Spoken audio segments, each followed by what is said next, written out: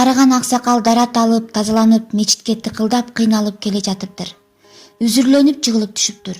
Үстүлөрү ылай болуп, суу чачырагандан кийин бейнамаз болдум деп кайра үйүнө барып, дарат алып, тазаланып, мечитке келе жатып, дагы баягыдай жыгылат. Аксакал ата кайра үйүнө барып, дарат алып, башка кылып, үчүнчү жолу мечитке келе жатса, баягы чукурга келгенде бир киши аксакалдын колунан жетелеп мечитке алып кирет. Аксакал өзү кирет да баягы жетелеп кирген киши өзү кирбейт. Аксакал айтат: "Сен кирбейсиңби?" дейт. "Жок, мен кирбейм. Мен мечитке кире турган адам эмесмин" дейт. Мечитке кирүүчүлөрдөн эмесмин" дейт. Шайтан: "Мен тааныган жоксуңбу? Мен мечитке киргендерди тосо турган Алланын рахатынан алыстатуучу, Алланын каарына калган шайтанмын" дейт.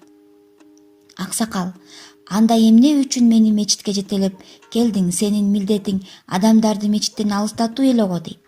Шайтан: "Мен сени багымдат намазынан жааматка мечитке келбесин деп биринчи жолу жыгыттым. Үстүң булганды, жыгылганыңа карабастан сен барып даратыңды алып кайра жөнөдүң. Сенин эркиң үчүн Аллах Таала сени эмес үй бүлөңдүн баардык күнөөлөрүн кечирип салды" дейт. Экинчи жолу жыгыттым, сен барып дарат алдың, башка кылдың.